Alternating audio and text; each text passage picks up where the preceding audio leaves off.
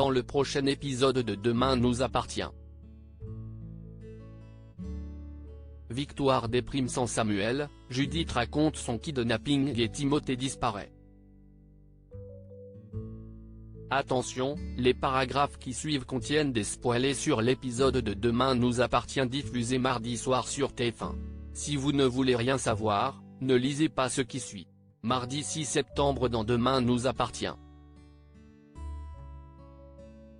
Après avoir été kidnappée, Judith a vite été abandonnée par son agresseur.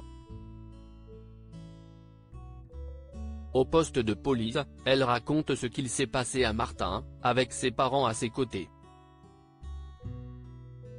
Le jeune fille est très choqué et révèle s'être réveillé à moitié déshabillé à l'arrière de sa camionnette en marche. Elle a supplié qu'on la libère.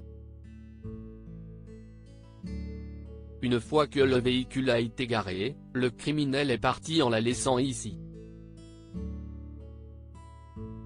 Audrey a alors entendu les cris de la victime car la camionnette stationnait près du Spoon. En entendant ce récit glaçant, le commandant, Alex et Chloé supposent que l'attaquant est le même que celui qui s'en est pris à Elsa. Judith redoute à présent que des photos d'elle dénudée circulent sur les réseaux sociaux. Une chose est en tout cas certaine, son assaillant n'a pas abusé d'elle sexuellement. Plus tard, au lycée, Elsa s'entretient avec Chloé. Elle sait ce qu'il est arrivé à Judith et elle se sent coupable de ne pas avoir su mieux renseigner les forces de l'ordre pour arrêter le criminel. La police manque d'éléments pour retrouver l'agresseur. Audrey témoigne auprès de la police à son tour, elle a remarqué un homme étrange vers le Spoon la veille. Il portait des Rangers alors qu'il faisait très chaud. Près du restaurant, Georges détecte la bouche d'égout qui a sans doute permis à l'agresseur de s'enfuir discrètement. Il fait relever des empreintes et croise les doigts pour obtenir enfin un indice probant. Sébastien vient à la rencontre de Martin, il est très remonté. Il met la pression aux flics car l'enquête piétine d'après lui. Le procureur tient en suivant une conférence de presse. Il est tendu et cela se ressent. Gabriel, qui regarde justement le point, le trouve sinistre.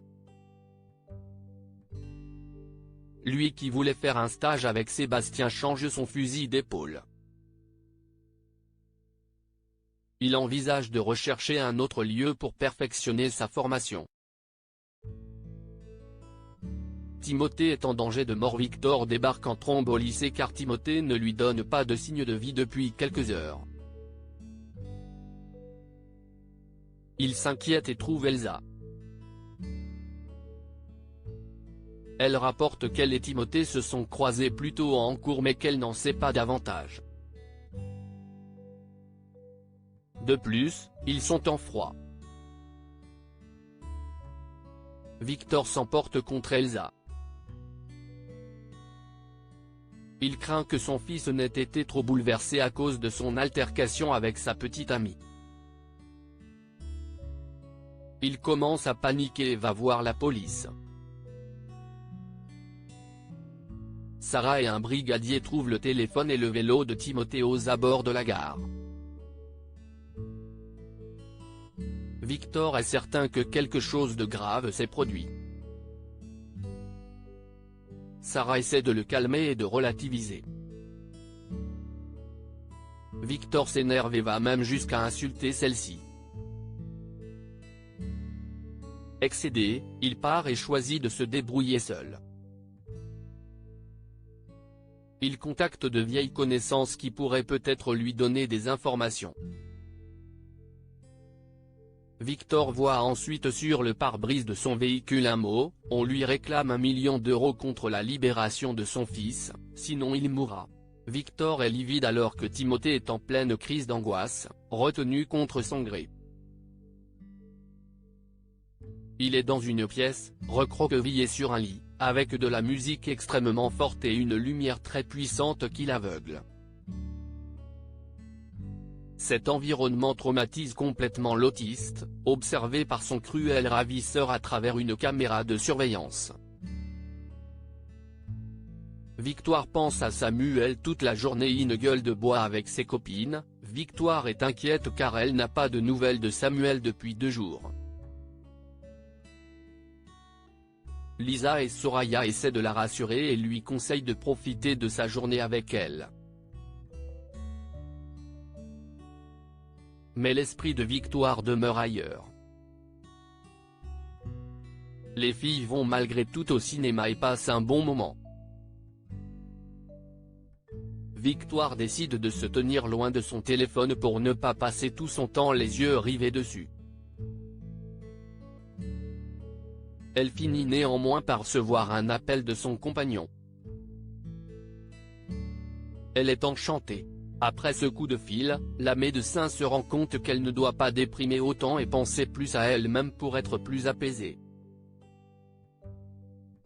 Nathan vient en aide à Mona. Nathan va au Spoon pour aider sa grande copine Mona à obtenir le poste de chef qu'elle convoite. Elle apprécie son aide et lui laisse carte blanche pour se débarrasser de Jérôme, le cuisinier engagé par Bart. Pour ce faire, Nathan annonce à Jérôme que Bart est gay et qu'il se montre souvent très insistant envers les hommes qu'il drague. Mais, surprise, cela ne rebute pas Jérôme. Bien au contraire. Il est content car Bart est tout à fait à son goût. Jérôme tente donc sa chance auprès de son patron en lui faisant lourdement du rentre-dedans. Bart est gêné et lui rappelle que leurs rapports ne sont que purement professionnels. Amusé de la situation, Bart ricane peu après avec Audrey et cela vexe Jérôme. Il rend son tablier et démissionne. Nathan va chez Mona, il s'excuse car il croit que son plan a totalement échoué. Elle ne lui en veut pas. Mona constate qu'elle a des messages de Bart sur son téléphone, il lui demande finalement de bien vouloir devenir la chef du Spoon. Mona exulte.